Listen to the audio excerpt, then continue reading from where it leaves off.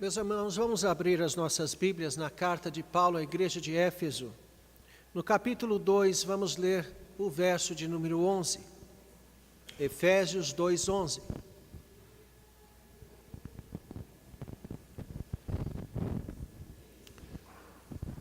Diz assim a Escritura: Portanto, lembrai-vos de que outrora vós, gentios na carne, chamados incircuncisão por aqueles que se intitulam circuncisos na carne por mãos humanas. Vamos ler todos juntos? Portanto, lembrai-vos de que outrora vós, gentios na carne, chamados incircuncisão por aqueles que se intitulam circuncisos na carne por mãos humanas. Vamos nos dirigir a Deus em oração. Senhor nosso Deus, Tua palavra está diante de nós e suplicamos a agência do Teu Santo Espírito. Como precisamos e dependemos que o mesmo Espírito Santo que inspirou essas palavras na mente do apóstolo Paulo há tanto tempo atrás, seja o mesmo a instruir-nos nesta manhã, a torná-las claras, ó Deus, a nossa compreensão e aplicá-las ao nosso coração. Ó Deus, modifica-nos um pouco mais nesta manhã, faz-nos mais parecidos com Cristo. É a nossa oração para louvor de Tua glória e oramos no nome santo do Senhor Jesus. Amém. Meus irmãos, nós temos exposto a carta aos Efésios e chegamos ao verso 11 e, de certa forma, iniciamos uma nova unidade, não exatamente um novo assunto, mas uma espécie de aplicação que o apóstolo Paulo faz daquilo que tratou até então. Temos visto que a obra de transformação que Deus efetuou em nós foi exatamente bombástica e radical. Todos aqueles que foram alcançados pela graça divina foram radicalmente transformados. A condição pessoal do homem sem Cristo é da mais completa perdição. Nós vimos isso dos versos 1 a 10 do capítulo 2. E essa perdição é corroborada em seus delitos e pecados, é o que o apóstolo Paulo havia dito. O homem sem Cristo vive para si mesmo. O homem sem Cristo vive assim, de forma que mesmo os seus desejos mais nobres, reconhecidos no meio da sociedade, mesmo o seu altruísmo não passa de egoísmo, de busca de glória e de satisfação pessoais. O homem sem Cristo não considera Deus em sua vida, mesmo nas melhores coisas que opera. Vimos que Deus é o único que pode reverter tal condição, que o ser humano nada pode por si mesmo, nem por si e nem para si, que é Deus, portanto, unicamente aquele que em Jesus Cristo o refaz o ser humano, implanta nele uma nova natureza. Aquele que crê em Jesus Cristo é, portanto, nova criação de Deus. Tudo isso nós já vimos. O Senhor vem até ele e o refaz à medida do Cristo ressuscitado e habita o coração deste ser humano. E ele então começa a viver, é habilitado a viver uma vida de bem-aventurança já nesta vida, a viver a felicidade eterna, cuja plenitude só será alcançada no dia da volta de Cristo e a ressurreição literal do corpo no final. Pois bem, meus irmãos, perceba que toda a unidade textual, portanto, dos versos 1 a 10, falam dessa transformação pessoal. Reparem que o foco é exatamente o ser humano, a sua essência, a sua própria essência, conforme era antes de encontrar Jesus Cristo, perdida, e depois de encontrar Jesus Cristo, receptora da obra de Deus que transforma o ser humano em nova criação. Enfatizou-se tão somente o próprio ser, em um antes e um depois da obra de Cristo, do encontro com Cristo na vida de uma pessoa, de um indivíduo. De certa forma, meus irmãos, tal contraste temporal permanece e é destacado aqui no verso 11, no verso que nós lemos. Ora, nós sabemos que toda a história da humanidade é marcada pela vinda de Cristo. Nós estamos em 2016, DC, ou seja, depois de Cristo. De certa forma, também podemos dizer, de certa forma é o que o apóstolo Paulo está dizendo. Na história pessoal de cada um de nós, a mesma datação deve ocorrer. Todos nós devemos perceber claramente a mudança radical que a vinda de Cristo trouxe à história da vida de cada um de nós, a história da nossa vida. Colocando isso de outra forma, meus irmãos, todos nós, se somos convertidos de fato, se nós conhecemos a Deus verdadeiramente, nós temos um AC e um DC. Temos uma história antes de Cristo da nossa vida e outra muito diferente depois que tivemos um encontro real com Jesus Cristo. Nossa vida ganhou um rumo diferente, um novo significado. Foi completamente reorientada. Coisas foram mudadas. Coisas que eram importantes deixaram de ser. Tanto coisas lícitas quanto ilícitas, quanto pecadoras, quanto pecaminosas, foram assim abandonadas por percebermos que não mais as desejávamos. Elas não eram de fato importantes para nós. Coisas que lícitas ou ilícitas, de alguma forma desviavam-nos do verdadeiro valor, das verdadeiras coisas de grande valor da vida, que são Deus, família e a própria igreja.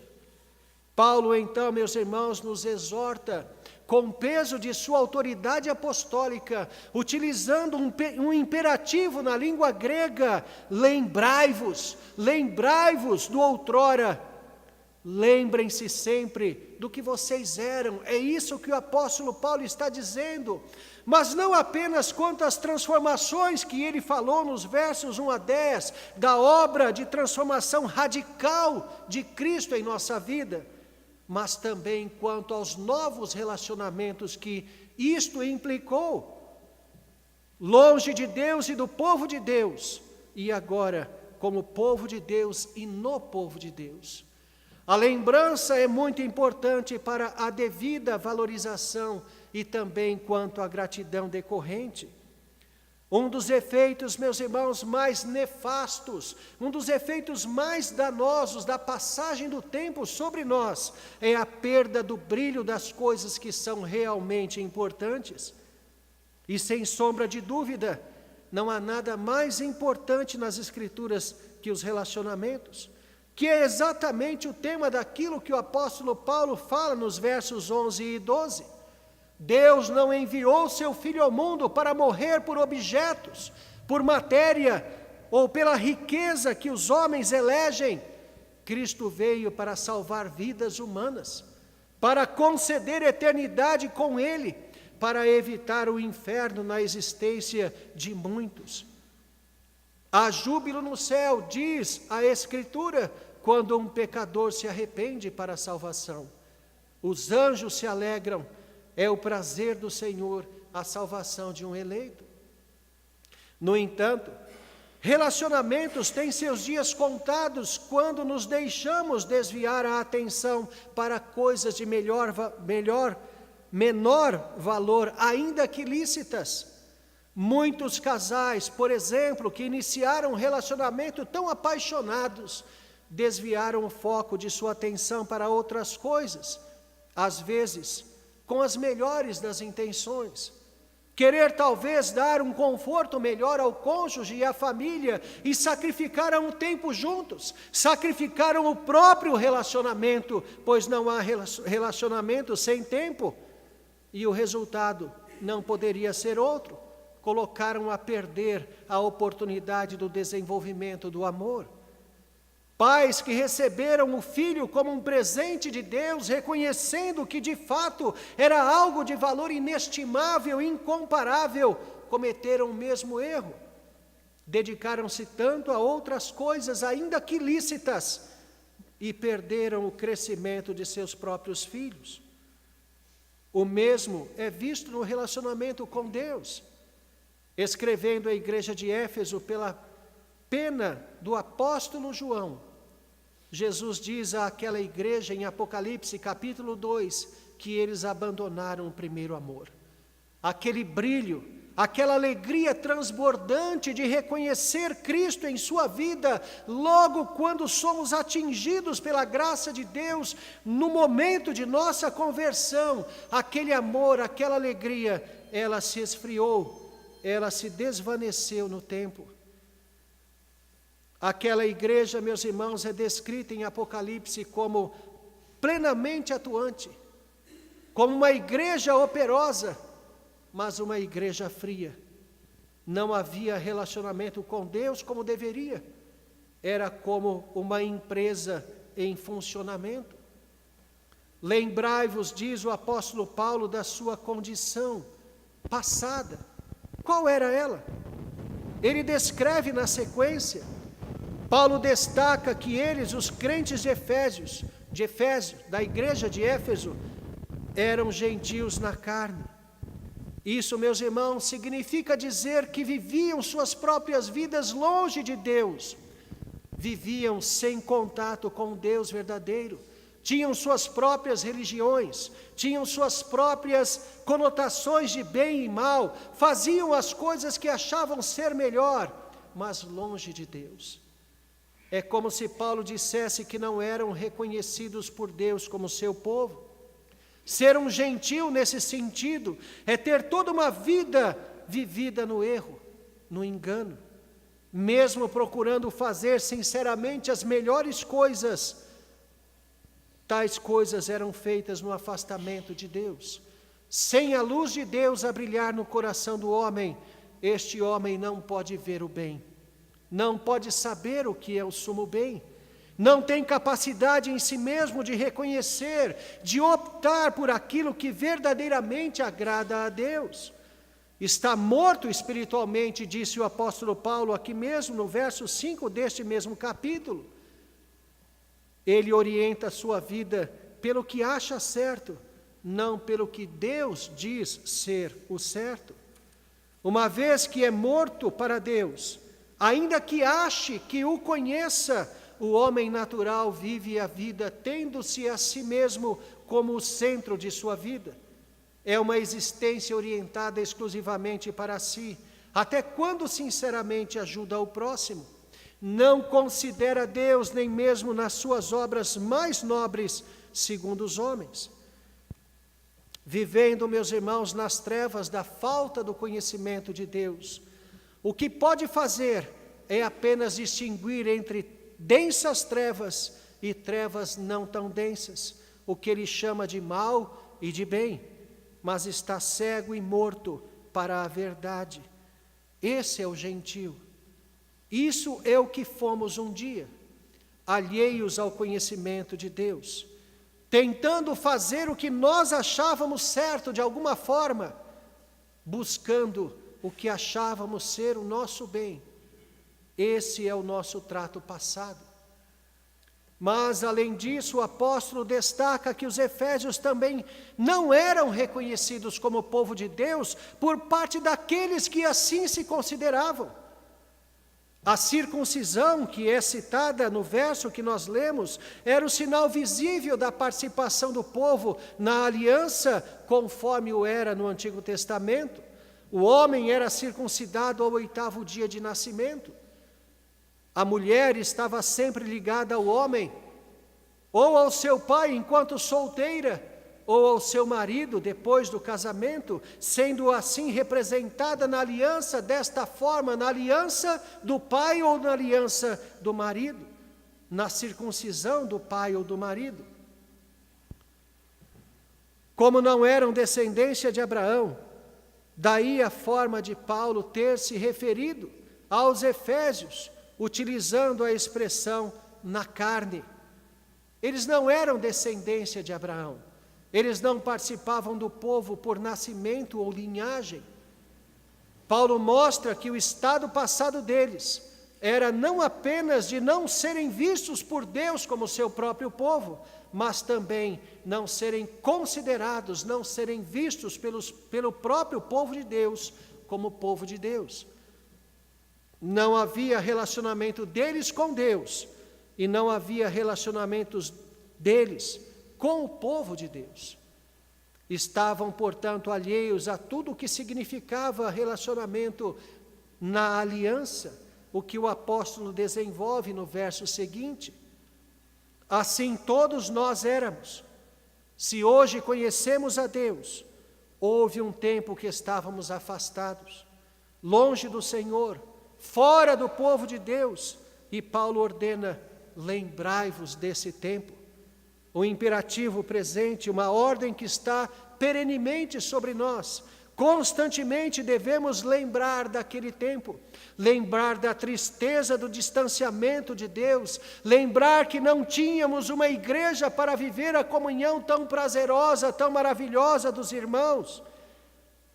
Nossa vida tem que preservar, meus irmãos, esse contraste a ser e descer, antes de Cristo e o depois de Cristo. Não apenas quanto às necessárias transformações numa observação da nossa vida como indivíduos, as transformações efetuadas pelo Espírito Santo de Deus na vida do salvo, mas também considerar a grande mudança do antes de Cristo e depois de Cristo, quanto à presença de Deus, quanto ao relacionamento de igreja. O relacionamento com o Senhor, que é o nosso único grande tesouro de fato, e o abençoado contato com o povo, que integra tal tesouro e que também implica a presença de Deus nos nossos corações. Paulo, meus irmãos, propositalmente fala de forma depreciativa quando se refere ainda à questão da circuncisão do ponto judaico, mostrando o legalismo e refletindo a hipocrisia dos judeus de sua época. Ele diz: aqueles que a si mesmos se intitulam circuncisos, porque Paulo vai desenvolver o pensamento que já estava implícito no Antigo Testamento, que não era a marca na carne, a circuncisão, que implicava a aliança e a salvação, mas aquela marca só teria valor se fosse expressão de uma verdade espiritual vivida no espírito, na alma, com Deus. Aquilo que no Antigo Testamento aparece como a circuncisão do próprio coração, ter a alma ligada a Deus, ser, portanto, um verdadeiro crente, um verdadeiro convertido. Isto faz Paulo para mostrar que ainda no tempo em que a vida com Deus era inferior, uma vida ainda parcial, numa revelação parcial no Antigo Testamento, mesmo os crentes do Antigo Testamento, mesmo os judeus de sua época, que viviam esta comunhão parcial com Deus, pois Cristo não havia ainda consumado sua obra, nem naquele tempo os efésios desfrutavam do status e da condição de povo de Deus, nem a parcialidade eles desfrutavam. Mas agora eles vivem algo muito superior ao que eles eram como gentios, e superior até mesmo ao que eram o povo de Deus no Antigo Testamento. Agora eles são obra de Deus, a aliança está gravada no coração deles, e isso pelo próprio Deus, e é nesse contraste, a memória deste contraste do que nós fomos e do que nós somos hoje, é nessa diferença gritante que está a nossa gratidão ao Senhor. Não podemos, meus irmãos, nos esquecer que temos sempre que lembrar da grande obra de Deus, que não apenas nos transformou, se podemos nos referir a isso como apenas, mas nos fez também povo, família de Deus, nos colocou num relacionamento intenso com o Senhor e com o seu povo, que nem mesmo o povo de Deus no Antigo Testamento de alguma forma experimentou em plenitude. Valorizemos isso, meus irmãos, percebamos isto, não deixemos o brilho da conversão que nos coloca num relacionamento profundo com Deus e nos faz família de Deus, em relacionamento familiar como igreja, não deixemos que qualquer coisa nesta terra faça perder o brilho de bênçãos incomparáveis, bênçãos insubstituíveis, bênçãos que na verdade significam a nossa única e verdadeira alegria. Tudo passa nesta terra, mas aqueles que estão conosco na mesma fé, aqueles com os quais iniciamos um relacionamento nesta terra, se são verdadeiramente convertidos, os relacionamentos serão eternos. Ainda que interrompidos momentaneamente pela morte, eles são eternos. E com Deus, o céu começa aqui. O relacionamento com Deus, a comunhão com Deus, começa aqui. E nem mesmo a morte interromperá tal relacionamento. Pensemos no valor disso. Lembremos desse contraste, para que a nossa alegria, a nossa gratidão sejam constantes, sejam ininterruptos, numa dedicação de vida integral a Deus. Que Ele, portanto, nos abençoe grande e ricamente. Amém.